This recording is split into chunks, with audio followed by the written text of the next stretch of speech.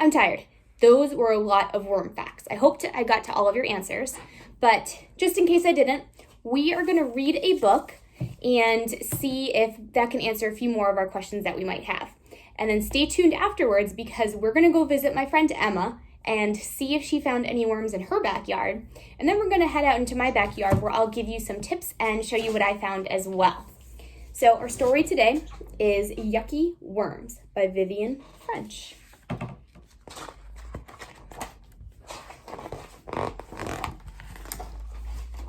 One day when I was in Grandma's garden, Grandma dug up a slimy, slithery, wiggly worm.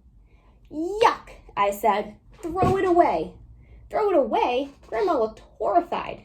Would you throw away one of your friends? You can't be friends with a worm, I said.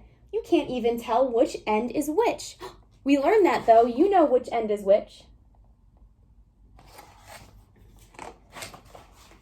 Yes, you can. Watch. Grandma put the worm down. It gave a kind of squirmy wiggle and disappeared really fast, pointy end first. As the rounded end vanished, Grandma said, "There goes its tail." I bent down to look, and I could see it had left a little tunnel. Where did it go? I asked. Home, Grandma said. It's an earthworm. It lives underground. In most backyards, there will be about 15 worms in every square yard of soil. That means I bet there are worms in your backyard.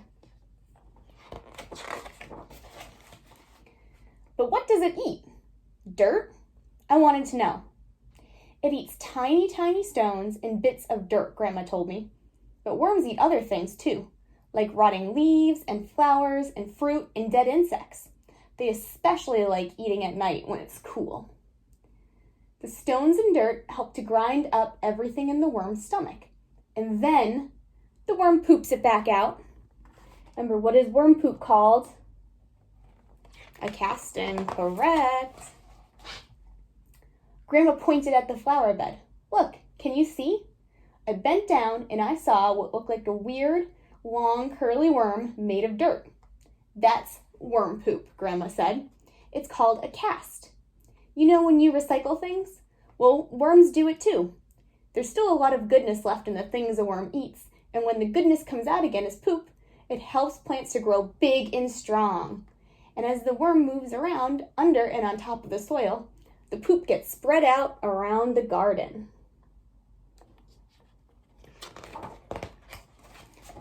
That's why worms are my friends.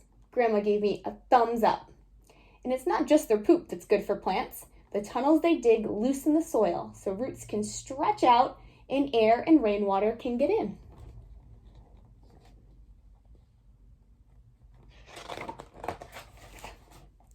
But it's dangerous being a worm, Grandma said.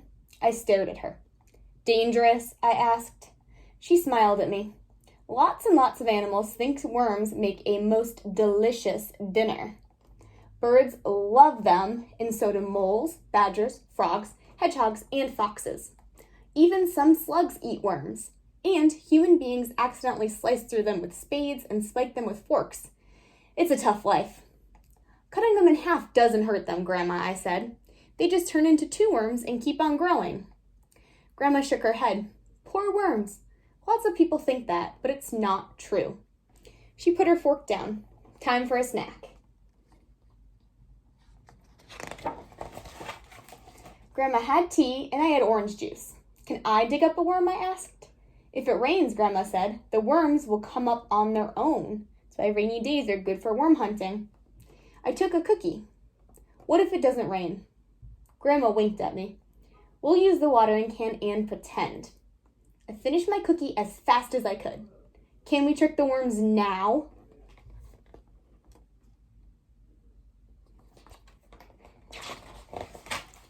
Grandma filled the watering can and I watered the ground. Then I stood back. I didn't want any worms chewing at my shoes. They only put their heads out, Grandma promised, and it'll be a little while before they do.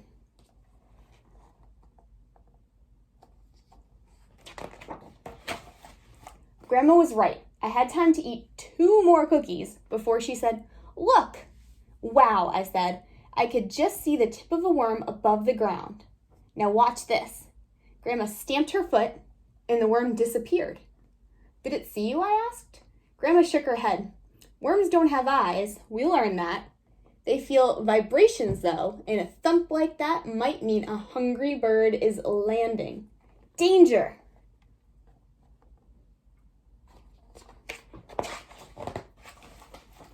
Grandma dug her fork in the ground. Up came lots of dirt and wiggly worms. She picked one up and washed it in the watering can. Mustn't drop it, she said. They can't swim. Grandma put the clean worm on some paper and held it near my ear. I could hear a rustling noise. What's that? They're covered in little bristles, Grandma said. The bristles and their muscles help them move. Remember, what are those bristles called? Right, setae. I've got muscles too. I bent my arm so Grandma could see. If you've got so many muscles, she said, maybe you'd like to help me plant my sunflower seedlings? Okay, I agreed, and then I thought of something. When I go to school on Monday, I'm going to say that I've got lots of new friends. Good idea, Grandma said. But, I said, I might not actually say they're worms. The end.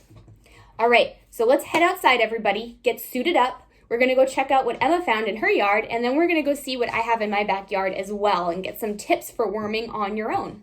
See you there.